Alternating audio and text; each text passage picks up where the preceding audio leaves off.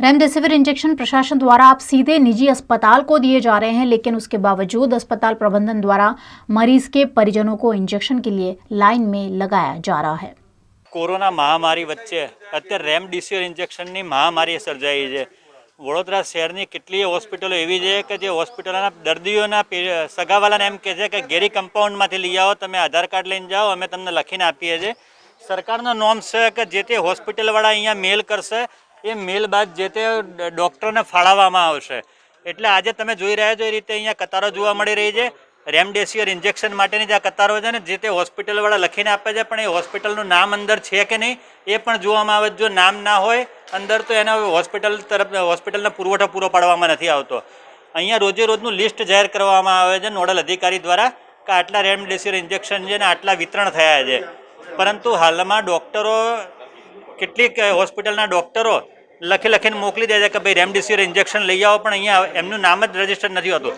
વડીલ શું કહેશો, તમે શું લેવા આવેલા? હવે હું 2 દિવસની આગળ ધક્કા કહું છું। મારા ફાધર અહીંયા આગળ એડમિટ છે જુપિટર હોસ્પિટલમાં। હવે ત્યાં જ્યાં ફાર્માસી વાળો કે તમારે ત્યાં જઈને આ જરા જુઓ, આ રિસેપ્શન લખેલું છે, મને 5 ઇન્જેક્શન લખી આપ્યા છે, એમનો રિપોર્ટ છે, 70% ડેમેજ છે, એમનું આધાર કાર્ડ છે। હવે અહીં આપે છે કે તમે હોસ્પિટલમાં જાઓ, કે છે હોસ્પિટલવાળા કે આ ફોર્મ લઈને તમે ત્યાં જાઓ, તમે ઇન્જેક્શન લેવા કઈથી? સરકારને પ્રશ્ન છે।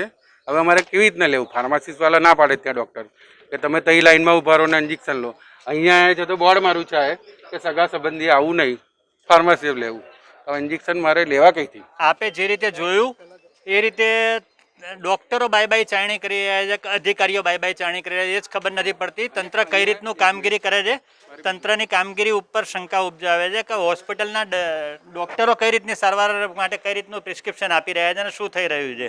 આ એક પેશન્ટ નથી, આવા અનેક પેશન્ટ છે અહીંયા કે જે રેમડેસિવિર ઇન્જેક્શન માટે આવ્યા છે। વડીલ શું કહેશો, તમે શેના માટે આવેલા? ના, મારે તો હોસ્પિટલમાંથી આવ્યો છું સર। હોસ્પિટલમાંથી મોકલ્યા છે તમને? અહીંયા રજીસ્ટર છે, હોસ્પિટલ જોઈ લીધું તમે? એટલા માટે લાઈનમાં ઊભા છે ને, એ લોકો આન્સર આપે તો વાત થાય। ઓકે, બોલો વડીલ।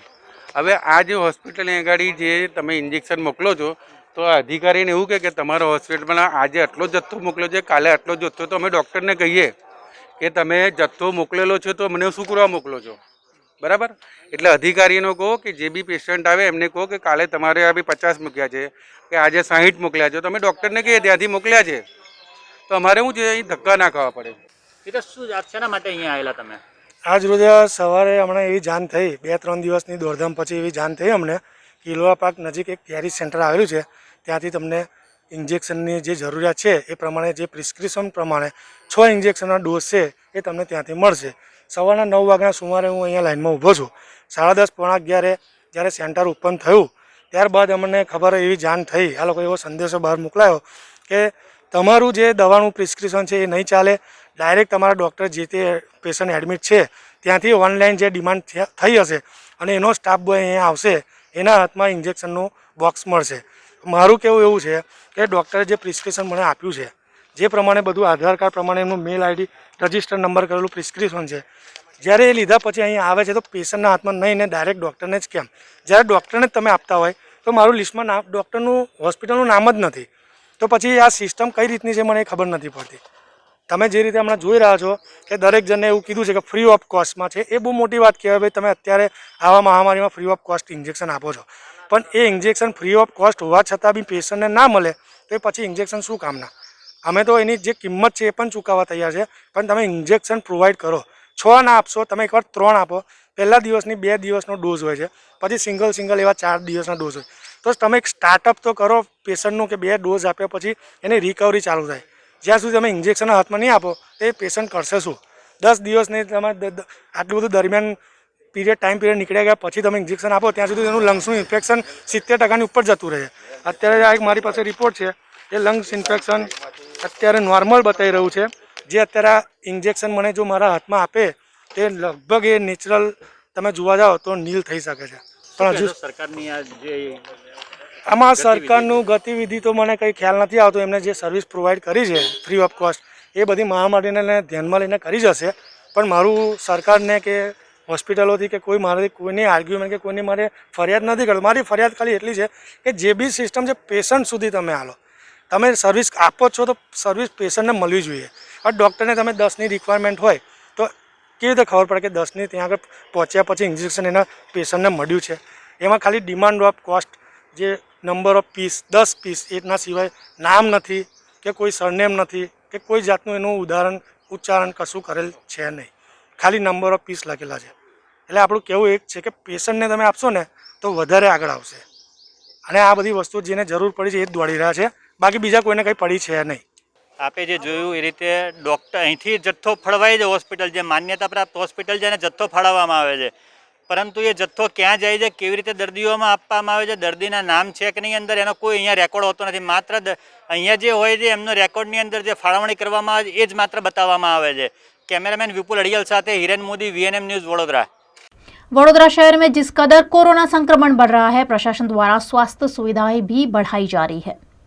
वडोदरा शहर में SSG हॉस्पिटल में 750 में से 736 बेड फुल हो गए हैं और सिर्फ 14 बेड खाली हैं, जो इमरजेंसी मरीजों के लिए रखे गए हैं.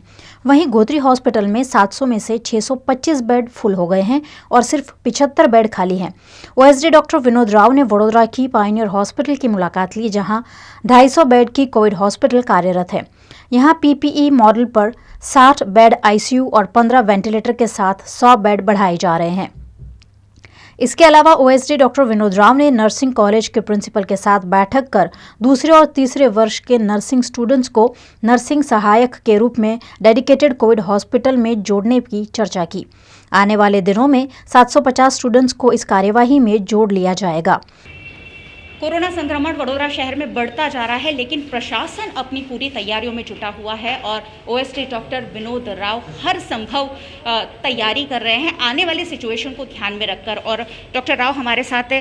सर, बहुत ज़्यादा संक्रमण बढ़ रहा है, लेकिन प्रशासन आगे से आगे तैयारियां कर रहा है. क्या जानकारी देना चाहेंगे वडोदरा शहर की जनता को?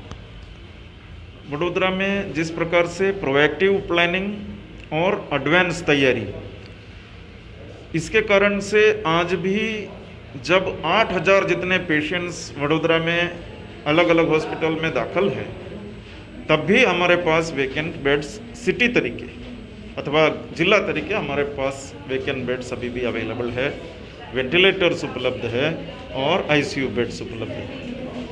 आज 10,400 जितना हमारे पास उपलब्ध बेड है, 8000 जितना पेशेंट्स है, उसमें 1710 जितना ICU बेड्स है और लगभग 150 आसपास खाली है. आज भी वेंटिलेटर्स कुल मिलके 850 जितना हमारे पास है, 700 जितना ऑक्युपाइड है और बाकी वेकेंट है. मतलब जब मैं वेंटिलेटर बोलता हूँ उसका अर्थ यह है कि इन्वेसिव, बाईपैप सब मिला के, तो उसका अर्थघटन गलत नहीं होना. मतलब इतना सब कटोकटी के बीच में भी हम बेड के दृष्टि से, ICU के दृष्टि से और वेंटिलेटर की दृष्टि से हम हैंडल कर पा रहे हैं. सर, वडोदरा शहर की जनता अभी भी सरकारी जो सुविधा है उसका लाभ लेने से कतरा रही है और प्राइवेट हॉस्पिटल की ओर दौड़ रही है, जहां उन्हें लाखों का खर्च भी हो रहा है, जबकि प्रशासन ने ऑलरेडी इतनी तैयारियां कर रखी है. उनसे क्या कहना चाहेंगे? आज भी वडोदरा में बहुत सारा ऐसा जन समुदाय है जो सरकारी सिस्टम में विश्वास करता है और सरकारी सिस्टम पर निर्भर है. अति उत्तम प्रकार की सेवा सरकारी सिस्टम में मिलता है. मैं आश्वासन दूंगा सबको कि अपने अपने भले प्राइवेट हॉस्पिटल में भी वो सारवार ले रहे हैं, जिसके कारण से हमारे गरीब लोग सरकारी सिस्टम में मिडिल क्लास या लोअर मिडिल क्लास और जो अफोर्ड नहीं कर सकते वो सरकारी सिस्टम में लाभ ले रहे हैं. तो इसमें विश्वास या अविश्वास की बात नहीं, लेकिन प्राइवेट हॉस्पिटल्स बहुत सारे लोगों के साथ पहले से जुड़ा हुआ है, इसलिए वो शायद उधर प्रेफर करते हैं. लेकिन आज भी SSG और गोत्री द्वारा लगभग 20,000 से ऊपर लोगों को ट्रीट करके साझा किया है पिछले 1 साल में. ये कोई छोटी उपलब्धि नहीं है. आज 575 बेड की क्षमता वाले SSG में क्षमता बढ़ा के 850 क्षमता की है और ऑलमोस्ट अच्छे से वो ऑक्युपाइड सेवा दे रहे हैं. सिमिलरली गोत्री में 575 के कैपेसिटी के सामने आज 750, 775 जितना आज हो जाएगा और उधर भी लगभग अच्छे से उपलब्ध ऑक्युपेंसी है. तो ये सब के कारण से स्पष्ट है कि बड़ौदा में सरकारी सिस्टम के प्रति भी लोगों का विश्वास उत्तरोत्तर बढ़ रहा है.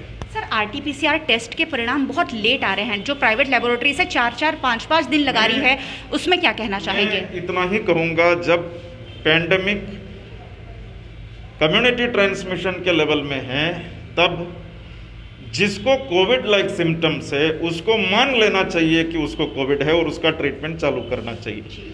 आरटीपीसीआर टेस्ट के राह भी देखने की कोई ज़रूरत नहीं। टिपिकल कोविड सिम्टम्स है तो क्लिनिकल सिम्टम्स ऊपर सिम्टोमेटिक ट्रीटमेंट तात्कालिक चालू करना चाहिए। इसलिए आरटीपीसीआर में डिले होना ये कोई ट्रीटमेंट के प्रोसेस में अवरोध रूप नहीं होना चाहिए। सर एक आखिरी सवाल, रेमडेसिविर को लेकर अभी भी पेशेंट लाइन में लगे हुए हैं, जबकि हॉस्पिटल को डायरेक्ट अलॉट किए हैं गवर्नमेंट की ओर से।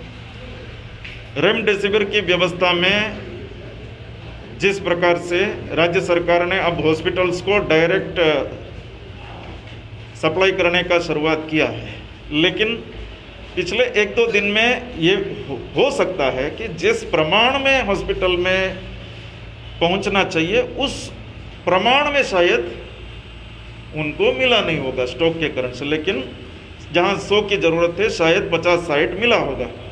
लेकिन जिस प्रकार से भारत सरकार ने कल निर्णय किया कि अभी जितना एक्सपोर्ट ऑर्डर से वो कैंसिल करके तमाम स्टॉक डोमेस्टिक मार्केट में डाइवर्ट किया है, उसका लाभ आज शाम तक या कल तक हो जाएगा और सभी हॉस्पिटल्स में ज़रूरियात के प्रमाण में स्टॉक उपलब्ध होगा।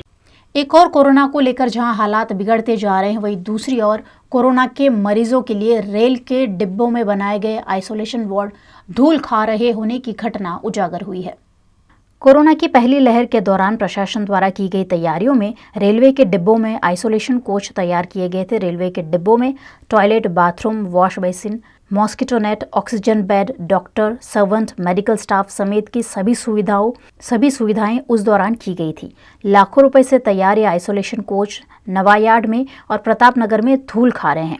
शहर में फिलहाल कोरोना के लिए बेड की कमी है, लोग इलाज के लिए यहाँ वहाँ भटक रहे हैं। ऐसे में इन आइसोलेशन वार्ड को कार्यरत करने की मांग सामाजिक कार्यकर कमलेश परमार द्वारा की गई है। पूरा गुजरातની અંદર કોરોના મહામારી પુષ્કળ પ્રમાણમાં વધી રહી છે, સાથે સાથે વડોદરા શહેરની અંદર કેસોની સંખ્યામાં પણ પુષ્કળ પ્રમાણમાં વધારો થઈ રહ્યો છે। તેવા સમયે જે આ વડોદરા શહેરની અંદર ગત વર્ષે જે ઉદ્ઘાટન કરવામાં આવ્યું છે, જે ટ્રેનોનું જે આઇસોલેશન કોચ બનાવવામાં આવી હતી, પરંતુ આ આઇસોલેશન કોચ જે ધૂળ ખાતી હાલતમાં જોવા મળી રહી છે। એટલે વડોદરા શહેરના જે પણ નેતાઓ હોય જે ઉદ્ઘાટન કર્યા હતા તેવા તમામ નેતાઓને અમારી વિનંતી છે કે આ ટ્રેનને જે ગ્રામીણ વિસ્તાર કહેવાય કે રણોલી છે, બાજવા છે, કરચિયા છે કે પછી અન્ય વિસ્તારમાં આ ટ્રેનોને ખસેડવામાં આવે અને આ ટ્રેનોને જે પણ અંદર સિસ્ટમ लागेली છે તેઓ તમામને ઉપયોગી થાય તે માટે અમારી જે પણ ઉચ્ચ અધિકારી હોય તેઓને આપણા મીડિયાના માધ્યમથી હું નમ્ર વિનંતી કરું છું કે તાત્કાલિક ધોરણે આને જે પણ ટ્રેન છે તેને ઉપયોગમાં અને નાગરિકો માટે ઉપયોગ થાય તે માટે હું રજૂઆત કરું છું।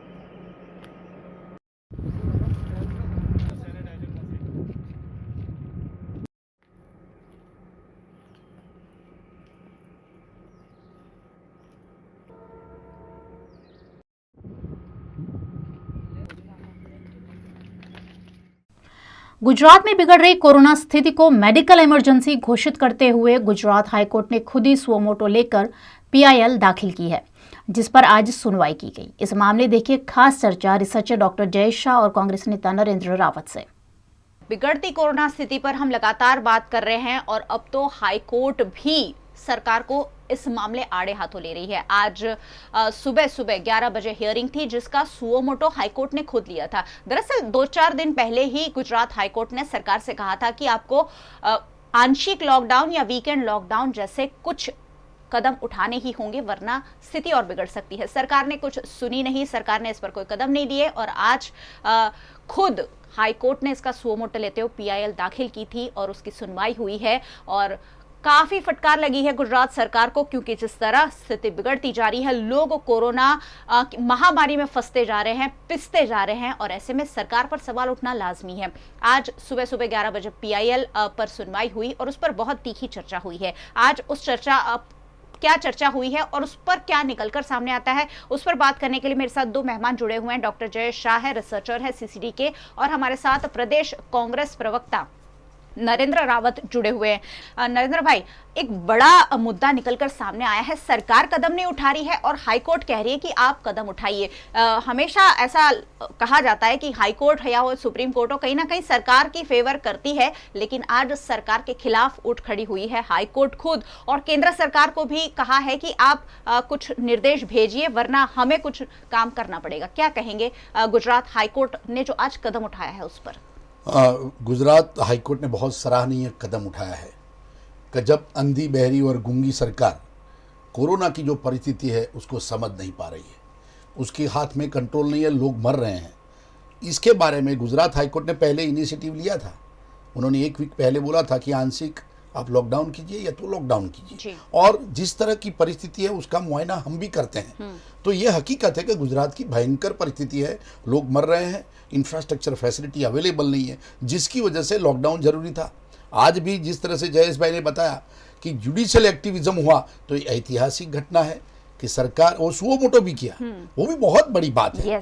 अगर सरकार ये समझ नहीं पा रही है, हाईकोर्ट समझ पा रही है, लोग समझ पा रहे हैं, परिस्थिति इतनी गंभीर है और सरकार कोई कदम नहीं उठा रही है, तो मैं ये हाईकोर्ट का कदम जो है उसको मैं वेलकम करता हूं। और नामदार कोर्ट ने जो सजेशन दिए हैं इमीडिएटली इम्प्लीमेंट करना चाहिए। हाईकोर्ट ने गंभीर सवाल उठाए हैं, क्या सवाल उठाए हैं जयेश भाई, दर्शकों को बताइए। हाईकोर्ट ने सवाल एक तो उठाया था RT-PCR टेस्ट के लिए 4 या 5 दिन का वेटिंग क्यों?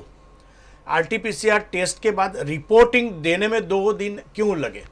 अगर कोई पॉजिटिव है, RT-PCR टेस्ट अगर करने में ही 4-5 दिन लग जाए तो उनकी परिस्थिति गंभीर हो सकती है। बिल्कुल। तो ये सिचुएशन क्यों खड़ी होती है? सबसे पहला सवाल RT-PCR के लिए खड़ा किया जी। उसके सामने मेरा ये जवाब है, मैंने शायद 5 दिन पहले विजय रूपाणी और नितिन भाई पटेल को एक पत्र लिखा था, वो खुला पत्र, मैंने उसका पत्र का 3 मुद्दा मैंने फेसबुक पोस्ट पे, ट्विटर पे भी रखा था जी।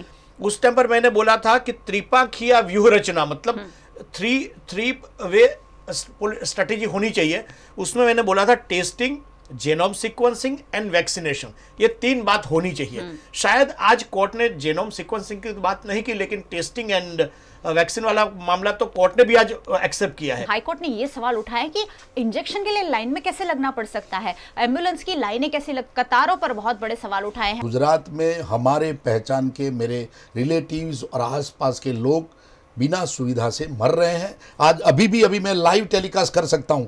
5 मिनट में हमारे रिलेटिव के अभी अकोटा में मैंने फ़ोन पे लागवक लगा के एम्बुलेंस दी, लागवक लगा के उनको मैंने कॉरपोरेशन के अधिकारी को, मेरी वाइफ काउंसिलर है, उसने बोला मेरे दाहोद के मेरे रिलेटिव्स हैं, उनको 6 बजे से बैठे हैं, अभी उनका अग्निदाह हो रहा है। अगर लाइव टेलीकास्ट करना हो तो भी कर सकता हूं। कहने का मतलब ये बहुत गंभीर परिस्थिति है। हम आज डिबेट में आए हैं, मगर हर मोमेंट में हमको इंजेक्शन के लिए, मौत के लिए, दफन करने के लिए या अग्निदान के लिए लोग मिल रहे हैं। मैं यहाँ पर ये बात ये कहना चाहता हूँ कहने का कि रेमडेसिविर इंजेक्शन कितना जरूरी है, ना उसकी ये उसके ऊपर एक नहीं, ये सबसे बड़ी बात ये मीडिया की ओर से जो रेमडेसिविर का जो मुद्दा उठाया गया है, जो मीडिया की वजह से नहीं है, मीडिया की वजह से नहीं है, गलत बात बनाया गया है। तो मैं ये बोल रहा हूँ कि मेडिकल एक्सपर्ट का ओपिनियन लिया जाए कि रेमडेसिविर इंजेक्शन कितना अनिवार्य है, बोलते हैं कि वो रेमडेसिविर नहीं लेना कितना अनिवार्य है, वो चर्चा कर दो, वो चर्चा कर दो। मेरी खुली चैलेंज है कि अगर कोई डॉक्टर ऐसा बोले कि रेमडेसिविर हर एक स्टेज में जरूरी, मैं ये बोल रहा हूँ कि टोटल कोरोना केसेस में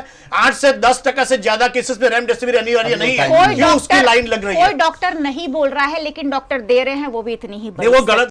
रेमडेसिविर इंजेक्शन उपलब्ध कराने और वितरण में सरकार असफल रही है, ऐसा आरोप लगाते हुए शहर कांग्रेस जिलाधीश शालिनी अग्रवाल को आवेदन दिया गया।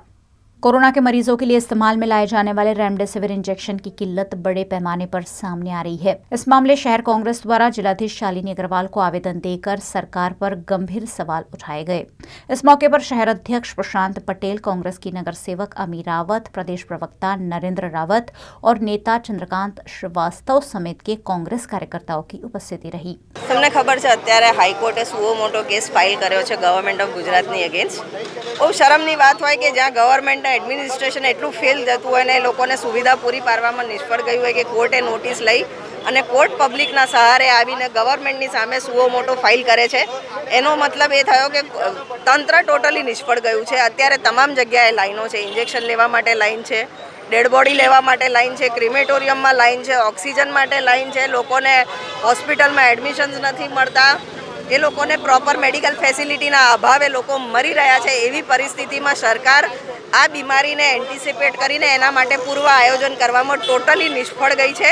લોકોએ ખોબે વધ એમને એ રીતે આપ્યા હતા કે સારો વહીવટ કરીશું, વહીવટની વાતો કરી, પણ હકીકતમાં વહીવટમાં ભારતીય જનતા પાર્ટી ફ્લોપ પુરવાર થઈ છે. અને જો એ લોકોને સુવિધા ના આપી શકે તો સર્વદલીય બેઠક બોલાવો, અમારા બી સજેશન્સ લો. અમે તમારી સાથે છે. કોરોનાની ચેન તોડવા 7.5 દિવસનો લોકડાઉનનું જરૂર હોય તો એ બી કરો, પણ લોકોનો જીવ બચાવો. વિરોધની વાત નથી, આ લોકોના મનની વાત, લોકોની વેદનાને વાત લઈને આવ્યા છે. કોંગ્રેસ પાર્ટી જ્યારથી કોરોના આવે છે ત્યારથી સત્તાધારીને એવું કીધેલું છે કે એક વિપક્ષ તરીકે હંમેશા અમે તમારા પડખે રહીશું. પણ તમે જુઓ દિવસે જે પરિસ્થિતિ થઈ છે, આજે જુઓ કે રેમડેસિવિર ઇન્જેક્શનની વાત કરીએ તો એની કાળાબજારી થાય છે. દર્દીઓ રોડ પર ઊભા છે, ઇન્જેક્શનોની ભીખ માગે છે. બીજી બાજુ ગુજરાતના પ્રમુખ 5000 ઇન્જેક્શનો ભેગા કરે છે. કયા કાયદા હેઠળ કરે છે, કાયદાના હિતમાં છે, એમાં ગુનો લાગે છે કે નહીં એ પ્રમુખને નથી ખબર. તમે મફત વેચવાની વાત કરો, અમે તો મફત વેચીએ છીએ. તો 6.5 કરોડની પ્રજા જેમાં કોવિડની મહામારીથી પીડાય છે, એમાં કેટલા દર્દીઓને રેમડેસિવિર ઇન્જેક્શનની જરૂર છે, તો શું તમે એ લોકોને મદદ નહીં કરી શકો? તમને સત્તા આપી છે, 25 વર્ષથી તમારું શાસન છે અને તમે તો 20 લાખ કરોડનું બજેટ હતું, તો રેમડેસિવિર તો એટલીસ્ટ ગુજરાતમાં મફત. તેમ છતાં જ્યારે લોકો લાઇનમાં ઊભા રહીને ઇન્જેક્શનો માગતા હોય અને તમે સ્ટોક ભેગો કરીને તમારી રાજનીતિ કરતા હોય તો આ રાજનીતિનો સમય નથી. આ સમય એવો છે કે તમારા શાસન નિષ્ફળ ગયું છે. લોકોને સરકારી હોસ્પિટલોના અભાવને લઈને ખાનગી હોસ્પિટલોમાં, અમુક હોસ્પિટલમાં ઉગાડી લૂંટનો સામનો કરવો પડે છે, એના ભોગ બનવું પડે છે. સ્મશાનમાં લાશોના ઢેરો થઈ રહ્યા છે. તમે ખોટા આંકડા જાહેર કરો છો. દવાઓના નામે કાળાબજારી થતી હોય, ઇન્જેક્શનના નામે કાળાબજારી થતી હોય, લોકોને બેડ ના મળતા હોય, ઓક્સિજનનો અભાવ હોય, વેન્ટિલેટરનો અભાવ હોય. આ બધી કોરોનાની મહામારીમાં લોકો જ્યારે પીડાતા હોય તો આપણી નૈતિક જવાબદારી બને છે કે લોકોને કોરોનાની મહામારીમાંથી કઈ રીતે બચાવી શકાય. પણ સત્તાધારી એવું સમજે છે કે ના, અમે જે કરીએ છીએ એમાં લોકોને સુવિધા મળે છે. પણ ગ્રાઉન્ડ રિયાલિટી જે રીતે પ્રિન્ટ મીડિયાથી માંડીને ઇલેક્ટ્રિક મીડિયાના માધ્યમથી તમે જુઓ છો, દરેક ન્યૂઝોમાં જુઓ છો કે આજે લોકોની હાલત એટલી ખરાબ થઈ ગઈ છે કે લોકો મરી રહ્યા છે, લોકો બેબસ થઈ ગયા છે અને સરકાર ચૂપ બેઠી છે. કોરોના મહામારીને ડામવા માટે સરકારમાં બેઠેલા લોકો ઉત્સવની વાત કરે છે. હું સરકારને કહેવાનો છું કે ડામવાનો ઉત્સવ નથી, પણ આ તમે લોકો મોતનો ઉત્સવ કરી રહ્યા છે. રેમડેસિવિર જે એક ઇન્જેક્શન છે એ આખા ગુજરાતમાં લોકોને ત્યાં મળતું નથી. લોકો લાઇનમાં લાગે છે, આખો દિવસ 5-5, 6 દિવસથી ફરે છે પોતાના પરિવારજનોને બચાવવા માટે. કોઈ માતા માટે ફરે છે, કોઈ પિતા માટે મરે છે, કોઈ છોકરા માટે મરે છે. એમને ઇન્જેક્શન નથી મળતા. અને સત્તા પર બેઠેલી ભારતીય જનતા પાર્ટીના પ્રમુખને 5000 ઇન્જેક્શન લાયા ક્યાંથી? કઈ રીતે લોકોને આપ્યા? કેમ લોકોને મળતા નથી? તમે લોકો મરી રહ્યા છે એના ઉપર તમે રાજકારણ રમી રહ્યા છો. જ્યાં જુઓ તો તમે ટેસ્ટ કરાવવા જાય તો ત્યાં ખેસ પહેરીને ઉભા રહો, ઇન્જેક્શનનું થાય ત્યાં ખેસ પહેરીને ઉભા રહો. તો સરકાર લોકોની હોય, તમારી સરકાર ન હોય. અને એટલા જ માટે અમે અહીંયા વિરોધ પ્રદર્શન કરવા આવ્યા છે કે આમ લોકોને દવાઓ મળે, બેડ મળે, સ્મશાનની અંદર જે દુર્દશા છે તે સુવિધા મળે. આ બધી બાબતોને લઈને અમે ઉતર્યા છે. અને જે રીતે સરકાર ઊંધા ચશ્મા પહેરાવીને લોકોને મરણના પથારીએ સુવડાવી રહ્યા છે એ તાત્કાલિક બંધ થાય અને લોકોને તાત્કાલિક સેવા મળે એ માટેની વ્યવસ્થા માટે આવ્યા છે.